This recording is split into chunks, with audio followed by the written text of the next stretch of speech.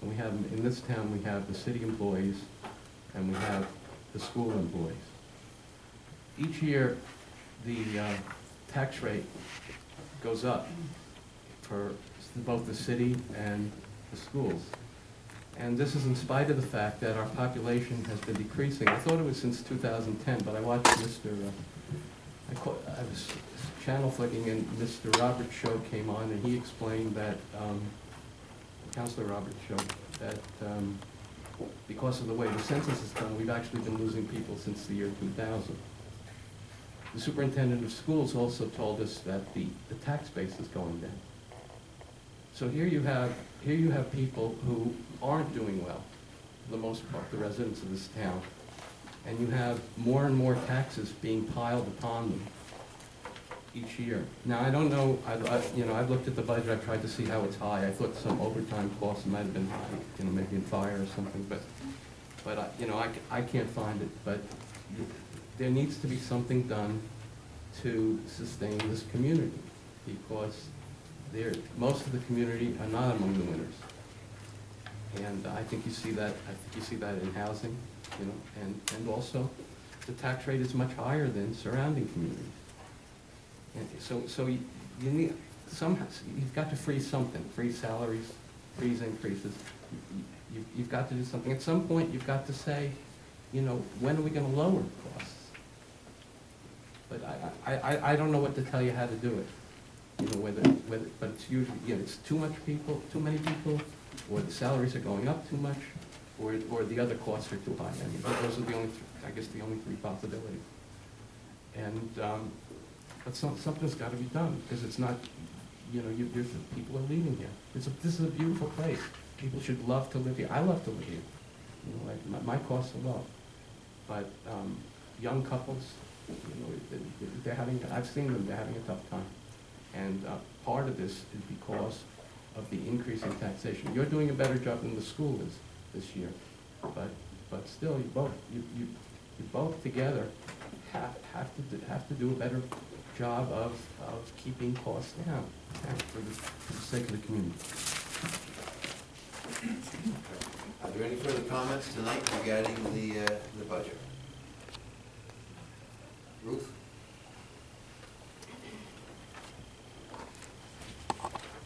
Ruth Sterling, 214 Washington Street, Keene.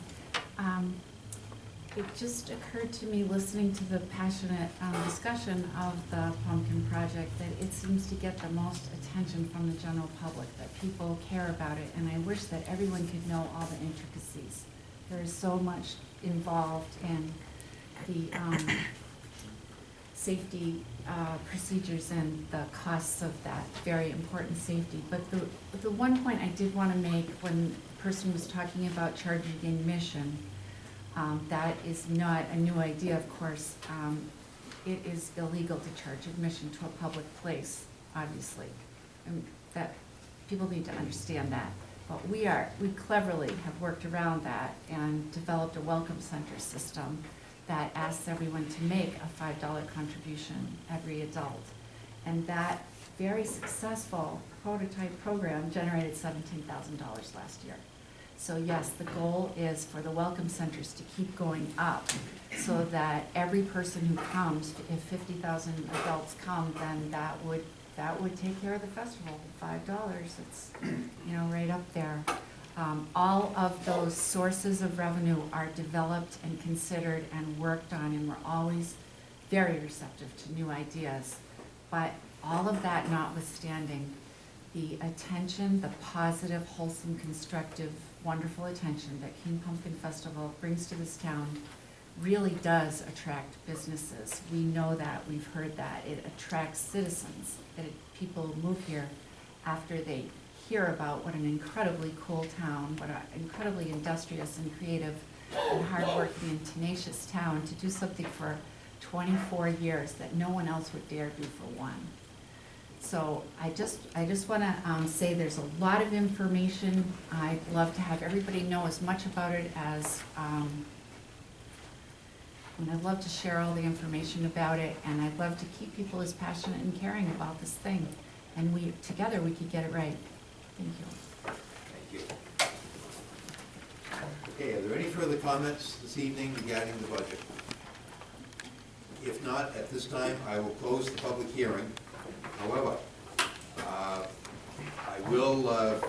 the public hearing will remain open to receive written comments, which can be filed with the city clerk's office until Tuesday, June 10th at 1 p.m. In order to and those comments will be considered by the Finance Organization and Personnel Committee when they next consider the operating budget. Written comments must be signed and submitted to the city clerk. Yes. Being that this is a public hearing, at the next Finance Organization and Personnel Committee meeting, the committee will be discussing the budget and perhaps making amendments. However, since this was the public hearing, the public will not be allowed to participate at that meeting. That is correct. Not surprised. That at the meeting of the Finance Organization and Personnel Committee, that will be a meeting of the Finance Organization and Personnel Committee, and the public will not be allowed to speak regarding the budget at that meeting. Okay, so let's move on with our agenda. Communications, A. We have a communication from Atlas Fireworks requesting use of parking areas at the DeLont Hopkins Airport on August 16, 2014, and again on October 11, 2014, for event parking related to events they will host at the fairgrounds. And that will be referred to the Planning Licenses and Development Committee. 2B. We have a communication from Councilor Filio, who's requesting a discussion before the appropriate standing committee relative to the drafting of an enforceable graffiti ordinance. And that will be referred to the Municipal Services, Facilities and Infrastructure Committee. 2C. We have a communication from the Keene Music Festival organizers, and they are requesting permission to use city property on August 30th to host their 14th annual event. And that will be referred to the Planning Licenses and Development Committee. 2D. A communication from the York Kitchen Store, and they're requesting their annual permission to use city property in July. And that will be referred to the Planning Licenses and Development Committee. 2E. We have a communication from the Monadnock Cycling Club, and they're interested in donating roadside bicycle safety signs. And that will be referred to the Finance Organization and Personnel Committee. 2F. We have a communication from Michael Rafferty of Keene, and he's requesting permission to serve alcohol at an event on city property in September. And that will be referred to the Planning Licenses and Development Committee. 2G. We have communication from Sunshine Taxi, and they are requesting that the city consider various amendments to our public transportation ordinance. And that will be referred to the Planning Licenses and Development Committee. 2H. We have a communication from Ralph and Laura French of Keene, and it relates to the definition of a kennel in the city's zoning ordinance. And that will be referred to the city attorney for response. And now we'll go to committee reports. 1. Municipal Services, Facilities, and Infrastructure Committee report relative to the engineering study phase option A, Roundhouse T phase 2 multi-use trail project. And on a vote of 5-0, the Municipal Services, Facilities, and Infrastructure Committee identifies option A as an additional preferred alternative to the Roundhouse T phase 2 multi-use trail project. And furthermore, if the route is chosen, the committee recommends authorizing the city manager to do all things necessary to amend the Cleft Harbor and Associates Consulting, Inc. engineering design contract for this route. Signed, James P. Duffy. Council Duffy. Thank you, Your Honor. I move the intent of the committee report. Sorry. It's been moved and seconded. Council Duffy. You're hanging tonight. Sorry.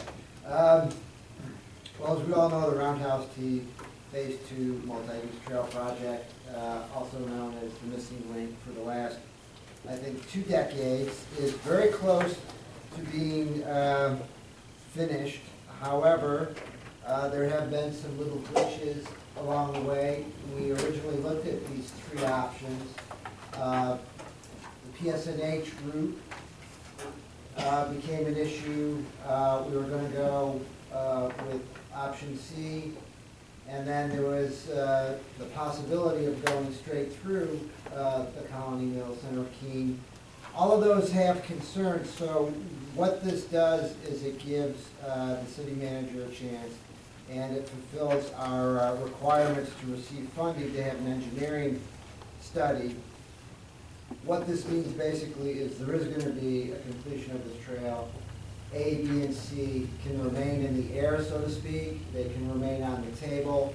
And hopefully there will be a final word on this within the next few months. But this is only keeping this project alive, period, because of the difficulties that have come up in exploring the previous preferred option.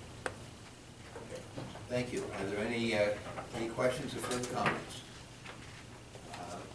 Seeing none, are you ready for a vote? All those in favor? Opposed? It's unanimous. Number 2. We have a Municipal Services, Facilities, and Infrastructure Committee report relative to maintaining the character of Moore Farm Road, Concord Hill Drive, and Concord Road neighborhood. And on a vote of 5-0, the Municipal Services, Facilities, and Infrastructure Committee recommends that staff do a future presentation on lighting ordinances for the committee. And further, on a vote of 2-3, the committee failed to recommend requesting staff to come back and give the committee a presentation on the options of declaring the triangular space bounded by Moore Farm Road and Concord Road as an open space or something else. And finally, on a vote of 5-0, the committee recommended requesting that the city manager enter discussions with Public Service of New Hampshire, developing an agreement for private lighting access on poles. Signed, James P. Duffy. Councilor Duffy. Thank you, Your Honor. I move the intent of the committee report. Second.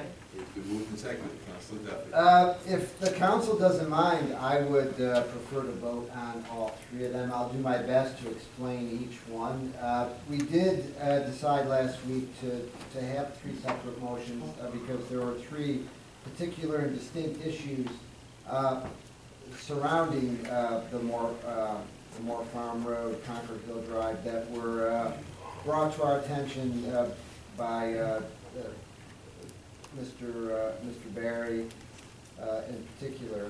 And as we all know, about a year and a half ago, there was concern, there was a private property owner wishing to put, I think, 8 lights on PSNH poles. Apparently, you're allowed to do that. You can pay for the installation and basically rent space from PSNH. There was a concern